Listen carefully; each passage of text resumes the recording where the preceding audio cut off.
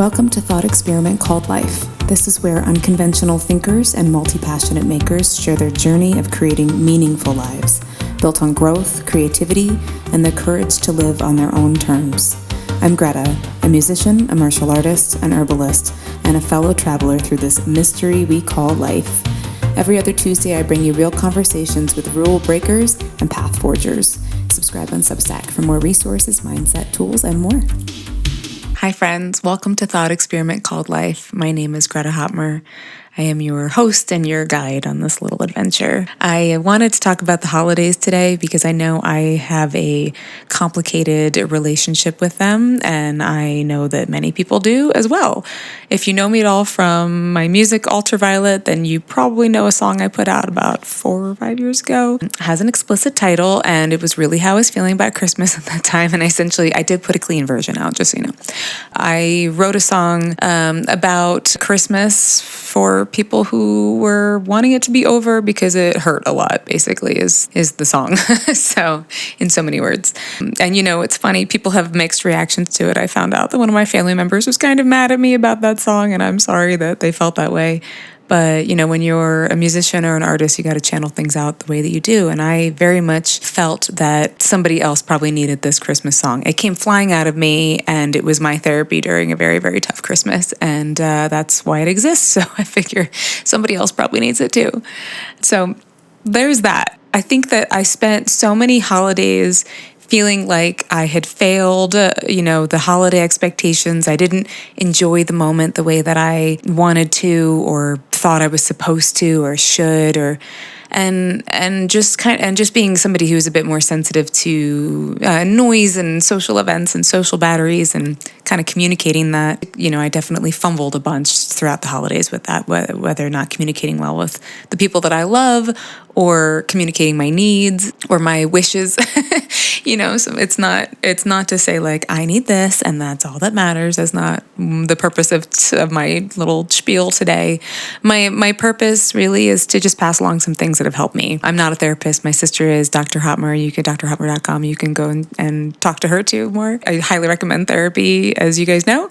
It's just really, really good to be able to have somebody to talk to reflect with, who's a professional, who understands the mind and who also can give you an outside perspective when you're kind of just like in the weeds. I had somebody recently tell me that I shouldn't share that as much. And I know they meant it from a good place, like as if I should maybe feel more like embarrassed or something. I don't know, or private about therapy and all of those things. But I'm a huge advocate for therapy. I'm a huge advocate to recommend that as just kind of a practice in people's lives. There's nothing broken or wrong with you if you want to go to a therapist.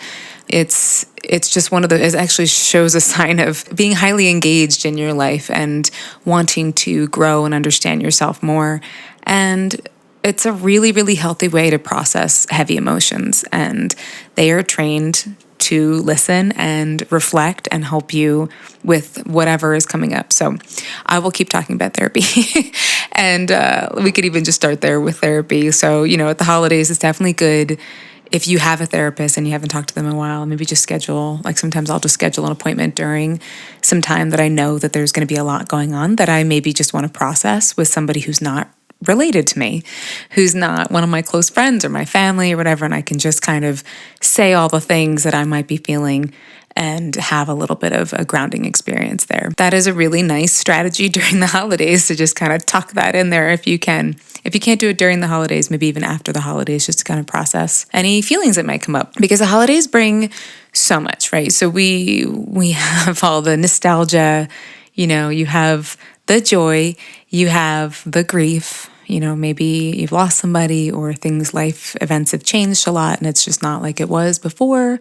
Maybe life events have changed in a way that's joyful. There's new members of the family, but then there's like new things to have to navigate. So there's a lot that goes into the holidays and, just the coordination of feeding everyone and getting presents in on time and and navigating all of that. So there's a lot of moving pieces. So besides therapy, which I, again, will recommend forever. I think that just some things I'll just say for me, again, I'm just sharing my own personal experience. that I think some of these things might be helpful. And of course, I always recommend take it to your therapist. In part 2 of this, I'm going to talk about some plants and nutrients, and that I can tell you with some expertise behind. But I'm just going to talk about some personal experience here for me for when it comes to the holidays or any kind of time where there's a lot going on and there's like a lot of like social things happening. So I'll say the biggest thing for me that has helped, and I even did this around like when all our families came in for our wedding, was padding the time. So padding time in between events when you can help it. Of course, there's going to be caveats. I'm sure some people are like, well, I can't do that. And sometimes we can't. But if you can, let's just focus on what we can do if we can do these things. So giving yourself a little bit of extra transition time. This is something that I have put into my life in general that has helped me a lot so that I can transition from whatever activity I'm doing to the next activity. It helps me tremendously to have that little bit of extra time. So, when I can. And when it comes to the holiday events, making sure maybe you're not just going like driving from like one spot to another, or if you are, maybe give yourself like 5-10 minutes to stop at a little park along the way and just get some deep breaths and just be outside for a second. If you're with your person or if you're with your family member or whatever, you guys can just like decompress for a second and get ready for the next event.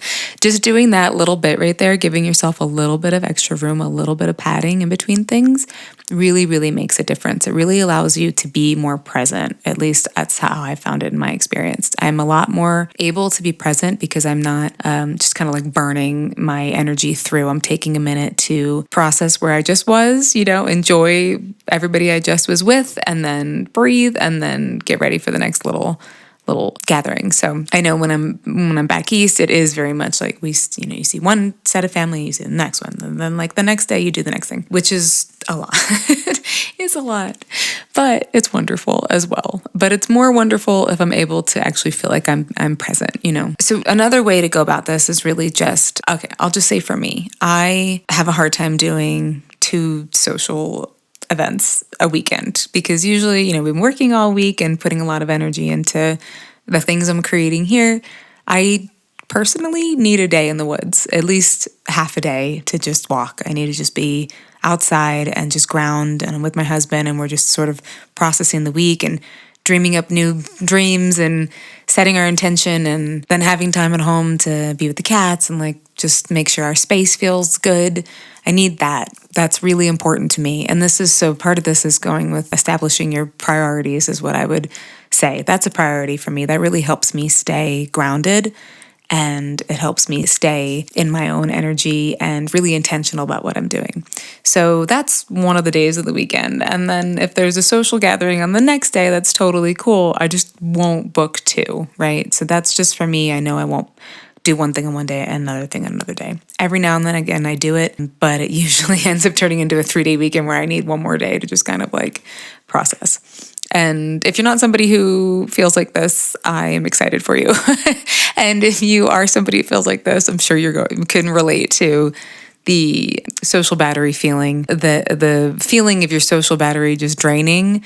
And it's not even your social battery, it's just your life force battery. And it's not like, I think I used to hear that people would say like, oh, if you're not, with the right people, then your battery might drain, like that you'll feel not great. And I personally will completely enjoy my time with people and love them and have a wonderful time. And I will be exhausted the next day at times. So that's not necessarily for me a measure of that. If I feel like I need to smudge myself, if I need to like get some funk off of me, then that's more of an indication of who I'm spending my time with personally. This is how I if I feel like the need to like get some energy off of me, then I start going like, okay, well, why do I feel like that with these people? And then that's a whole other thing to address. Degrees of ick that you feel afterwards. But if you're just tired, if you're just tired and just need some time to recharge, that just might be how you're wired, and that's okay. So that's more what I'm speaking to here. It's just giving yourself enough time to recharge and ground and recenter and be able to show up the way that you would like to, which for me is to be present, to be able to really pay attention to what somebody's saying when they're speaking to me, to not be like wandering off somewhere, not be doing like a to-do list or trying to figure out problems in my head, but just really being present with them. And especially around the holidays, I try to just be mindful that, we're not always guaranteed the next holiday, right? And that might sound really dark, but that keeps me centered, especially if I'm having trouble connecting. I just remember that this, as my sister says, this is a moment in time, and that I need to be present for it. I need to really pay attention. And so I'll start to really, really engage with what people are saying and start to pick up, start to connect with my senses in the room as well. Smells and sounds and touches and things like that, if I'm having trouble paying attention. So I think that, I've talked about adding some padding in your time, some transition time, figuring out your priorities. Is it really important to you to make sure you do all of the events, or are there 2 or 3 events, or is there one event that you're like, I have to do this year? Like, this is the thing that I really want to do. That's like the most important thing to me this holiday season, on a personal note, and then kind of working backwards from there and figuring out, where your priorities are in terms of where you're going to spend your energy. Of course, we can't always, go like, well, it's not my priority to be in a certain family environment that's like a lot of stimulation or whatever, right? If there's a truly toxic situation, if there's a truly toxic relationship dynamic and abuse and those kinds of things, I fully condone drawing that boundary. If it is just a matter of family being family, I really enjoy Mel Robbins' Let Them, maybe grab that book and listen to it. And when you can, just like it's not, if your family member is 80 years old and they're being who they are, and they're not really, Christmas is not the time they're going to change it, nor probably any other time. And don't let it ruin your day. If you don't have to be around it, don't be around it. But it might not mean that you skip the whole event entirely. So all I'm saying is just kind of make your priorities about the things that you are most connected with for the holidays, and then kind of work from there. And going with that, saying no more than you say yes is something that might be helpful. Sometimes I'll just say, I want to do all the things. I want to do all the things. I want to see everybody. I want to do everything. My social battery, my energy battery isn't as big as it's like my eyes are bigger than my stomach kind of thing, So, but just with like energy instead. And I know that about myself now at this point in my life. So I try to leave padding in my schedule, and I try to pick the things that are important for me to do. Say yes to things when they feel fun and light you up, and then have no problem saying no to everything else. There's a lot going on, and we can't, do it all, literally. There's like too many things happening.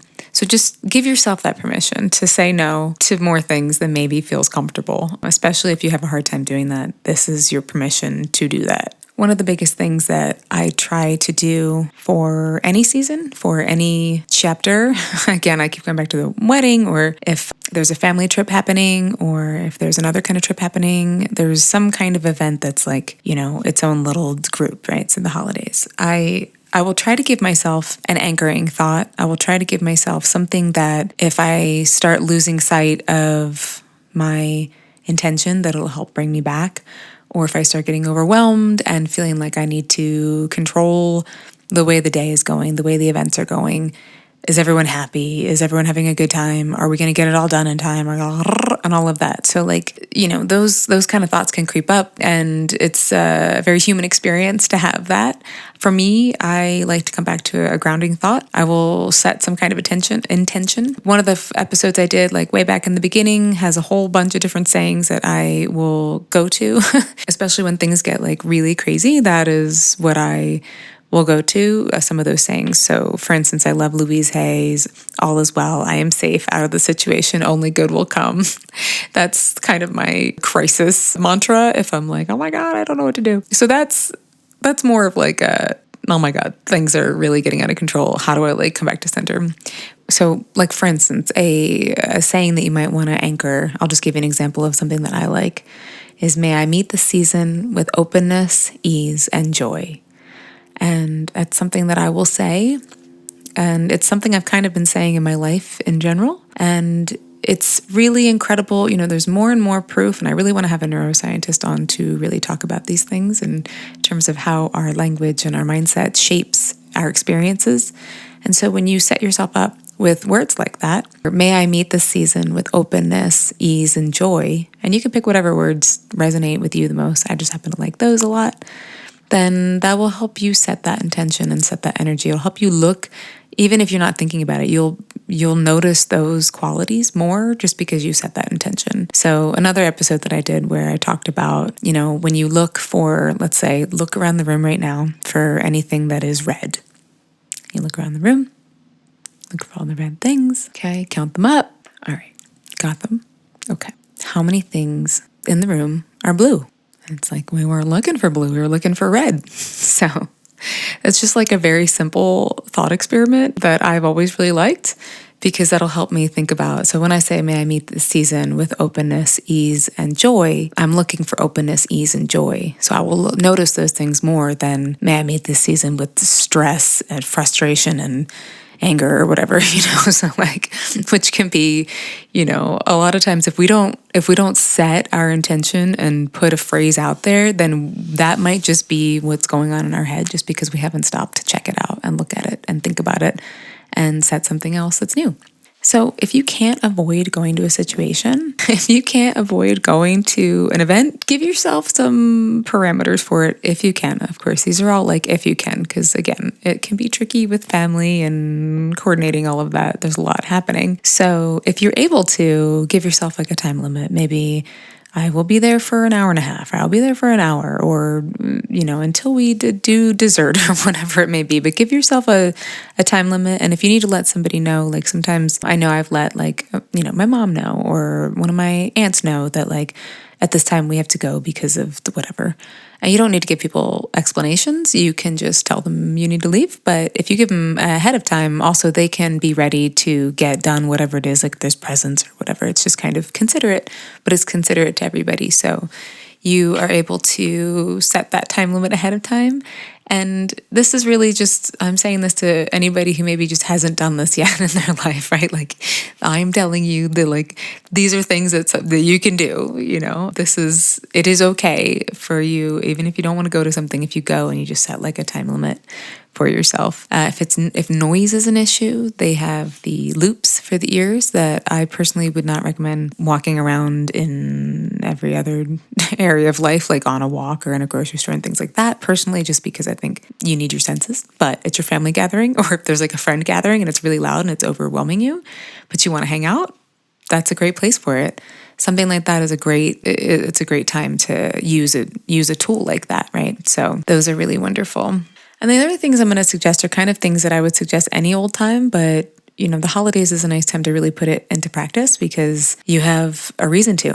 you have like an actual event you're training for, right? So, starting your mindfulness practice, and it doesn't have to be anything extraordinary, just having something you reflect in the morning, in the evening. I listen to guided meditations a lot.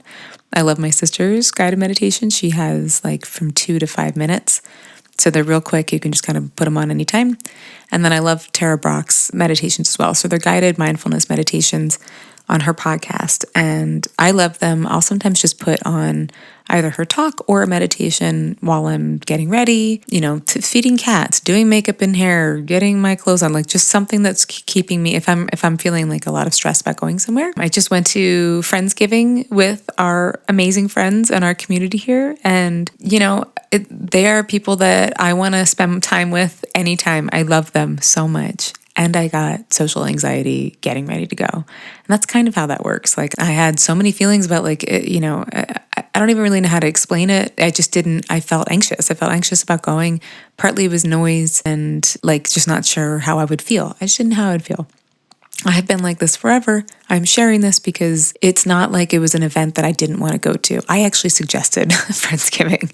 So, and everybody was wonderful. I'm like, let's do it. And somebody else coordinated the whole thing. And all I had to do was show up. And we brought food, of course. But I was having anxiety about it. And I had a great time.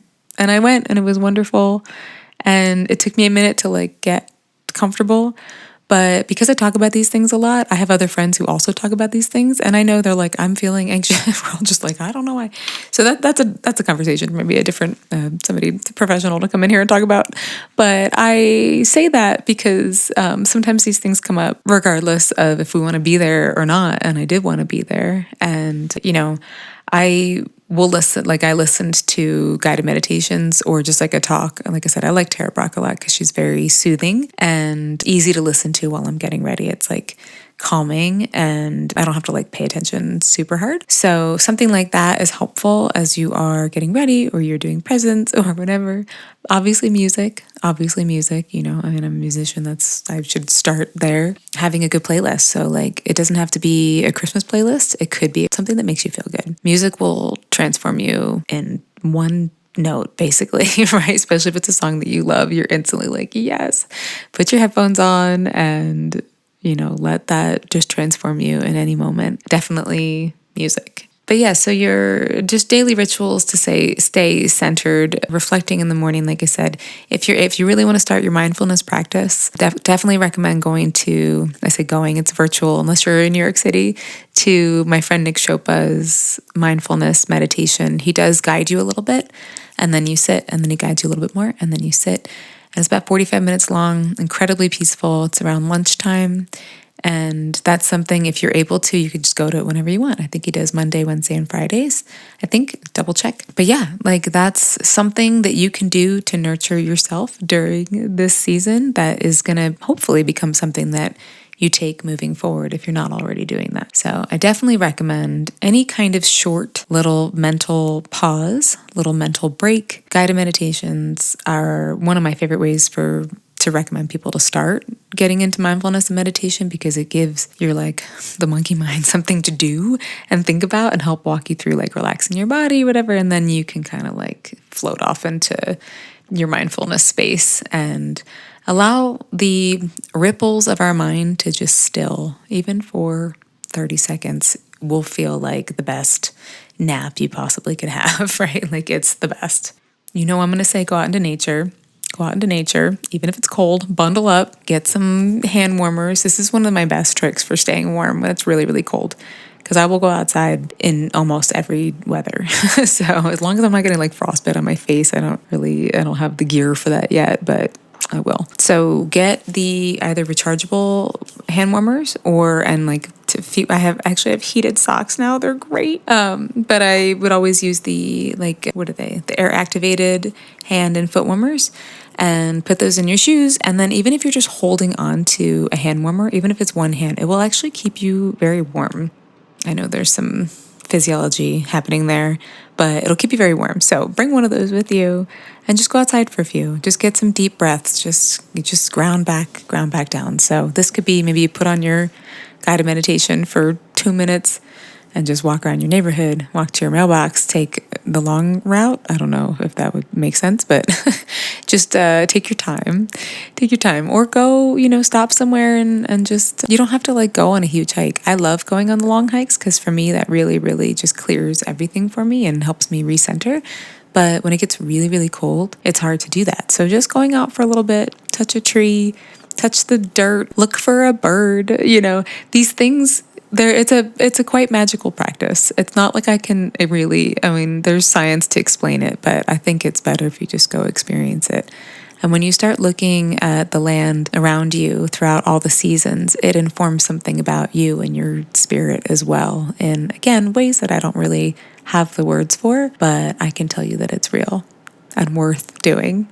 Something that might be fun, we have the All Trails app. So maybe look on the All Trails app and do a little map and then do a filter of however long you want to walk, or, you can always just shorten it if you don't want to walk as long, but see if there's any trails around you that are new that you've never walked before and just explore them. Like that's a really fun way just to get to know the land around you and have like a new experience. I used to do this when I lived back in Chester County all the time because I had walked every trail possible. So I would seek out new little hidden spots and it was always fun and very rewarding. And again, a lot of these things are just things you can do anytime, but I think that they're really, really helpful around the holidays.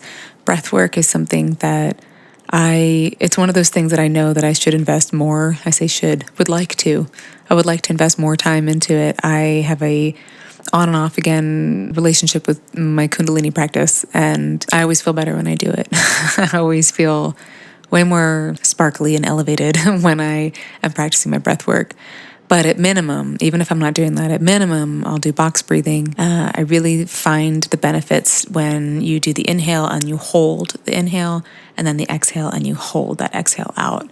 That is really, really transformative, and as well as breath of fire. So those are the two breaths personally. Oh, and alternative nostril breathing. I'll link videos for these. I love those breaths, and you can do them again. And most of these things I'm suggesting really are like your little stolen moments. That padded time gives you a chance to do some of these things, and it really, really helps. Movement, I'm going to say move your body.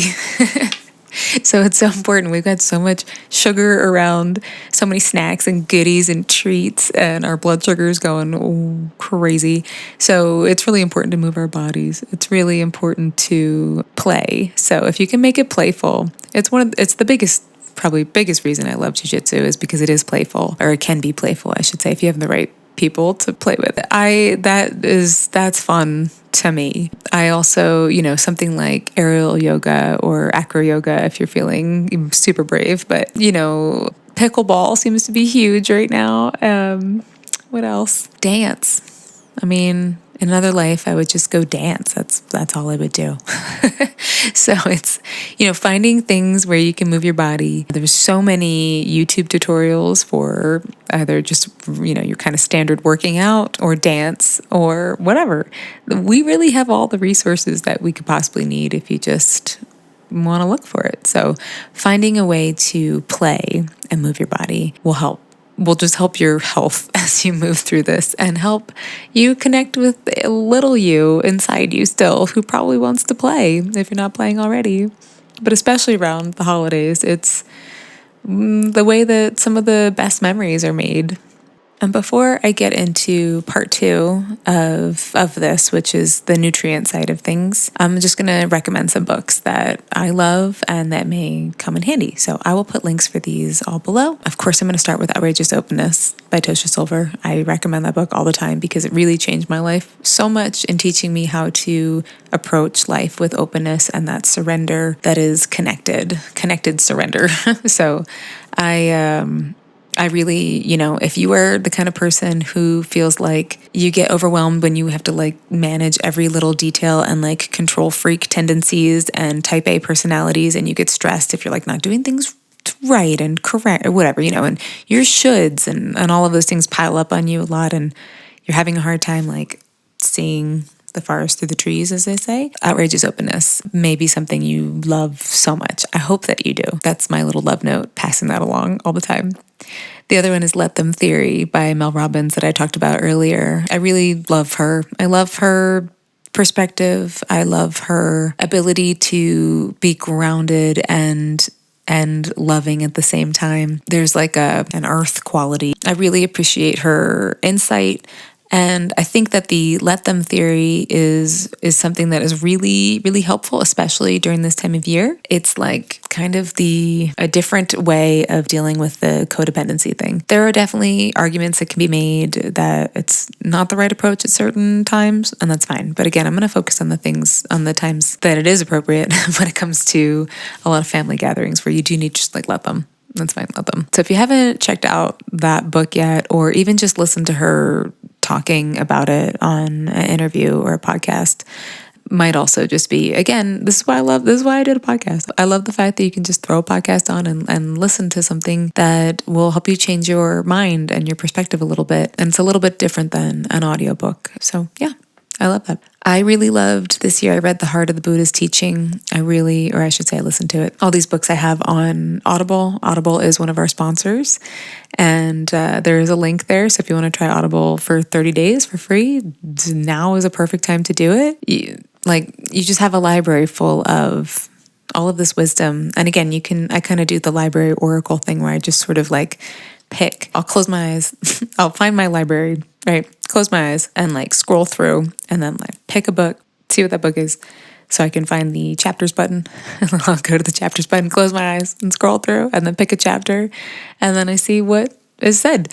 And a lot of times it's exactly what I need to hear. And it's kind of fun if you do it that way. So it's just a little game to play with your Audible library that I really love. So The Heart of the Buddha's Teaching I listened to a month ago or so. And it just was, it's not even really related to, it's just It's a balm. It's an absolute balm to the spirit, to the soul. It's a different way of looking at things, and it might just bring you the peace that you are craving this holiday season. A Return to Love is another one of those books. I'm going to recommend, I think I have 8 books here. 7, 8, something like that. If there's a book that sticks out to you, that's the one you should go with right now. These are all really, really wonderful books that I just find to be wonderful for perspective and grounding. So Return to Love by Marianne Williamson is one of those books that I return to. I return to the love of that book every couple of years or so and re-listen to it. It is very centering, is very loving, incredibly wise. Just one of those books that might be a staple in your library. And I've talked about Tara Brach a lot during this. Her book, Radical Self-Acceptance, is a lot like her podcast when I listen to it because she reads it. So this is one thing too, I like when the authors read their books. So Tosha Silver reads her book, Marianne Williamson reads her book, Tara Brach, and then the other two that I'm going to recommend, I believe they read their book as well. But it's a lot like her podcast. It is very gentle. It is very loving. It is very centering. Yeah. If that one speaks to you, I love me some Tara Brach. This Messy, Magnificent Life by Janine Roth. Janine Roth wrote a book called Women, Food, and God. And that's how I've mainly known her name. And it's a very transformative book, especially if you're having any, friction around how you relate to food. But that's for another time. Her book, This Messy, Magnificent Life, I found to be so profound and wonderful, in particular when it came to how to show up in life regardless of what's happening, how to be present, how to find beauty and meaning regardless of the mess. And that to me is something that I know for me has been a huge part of my personal practice. So I really loved hearing her put it into a book because I thought that was very relatable and very purposeful. I think that's really the point of all of this, to be able to navigate our lives and our holidays, with that presence and love it regardless of the mess, and show up regardless of the mess and be messy and magnificent. And all of those things can coexist together. And then the last one I have is Codependent No More by Melody Beatty. Just a good book to have if you have codependent tendencies and need some framework and understanding of what that looks like, how to deal with it, how to identify it. Maybe don't try to tackle all of that during the holidays. Don't try to undo your codependent tendencies or whatever, right? But it might be a good time to just kind of take notes and be aware and just have that gentle, loving awareness. And her book is definitely a staple if you experience that in any of your relationships. So that is my book list for the holidays, at least for what I could think of today that I felt would be helpful and useful. Essentially what I was saying before, our holidays hold a lot. They're very potent, full of a lot of emotions. And to have a mantra that you can stay grounded to, have an intention, and don't put too much pressure on yourself, on anyone else. It's, just another bunch of days in some ways, and it's the most wonderful time of the year in other ways, right? So celebrate the moments where you feel like you can be connected and present, and give yourself plenty of space to breathe and just be you and be able to show up for yourself and for others in a way that feels whole and gentle. Again, the grounding sort of phrase that I think I will be using, may I meet this season with openness, ease, and joy. I really like that a lot. I think personally for me, openness, ease, and joy are really expansive words and energy that I am welcoming into my life more and more. So I hope this landed for you. If it did, you might want to share it with somebody else who could benefit from some of these tips. This is just my personal offering, my personal experience of sort of my personal experience of things that have helped me be able to have better holiday experiences, or better experiences when it comes to really busy, potent family times. That could be another way to say it. So thank you so much for being here. Part 2, I will go into a little bit more of a practical side of the plants and nutrients and things like that. So I will see you on the next episode. Please subscribe and like and share. It really helps make a difference. And visit our sponsors because they're awesome. This is for the people who used to love Christmas, the people who said I can't miss this, waiting to be swept up by the magic and all of the lights. But it's so tragic, 'cause inside they're falling into panic, they're falling to pieces. Just so you know, you're not by yourself this merry little Christmas. I can count on my 10 fingers all the ways we can say not this, and I will never ask you to put a fake smile on your mouth, 'cause this Christmas, yeah, this Christmas,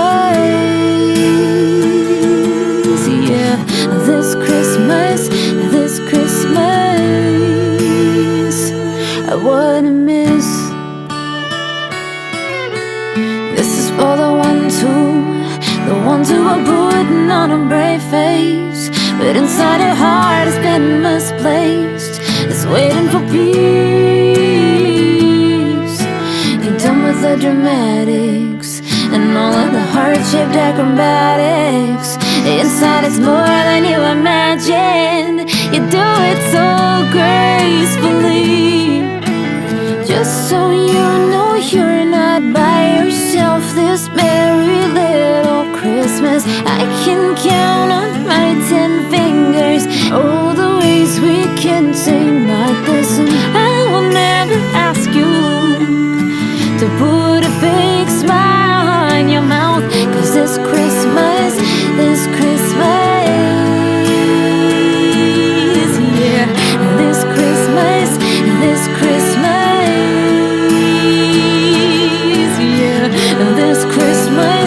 this Christmas, I wouldn't miss.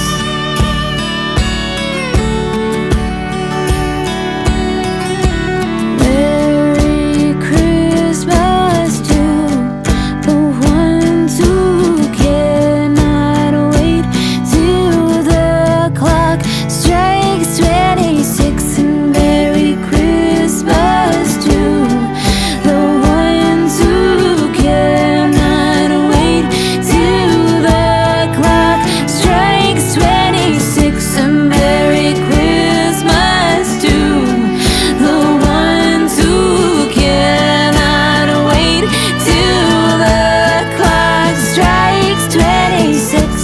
This Christmas,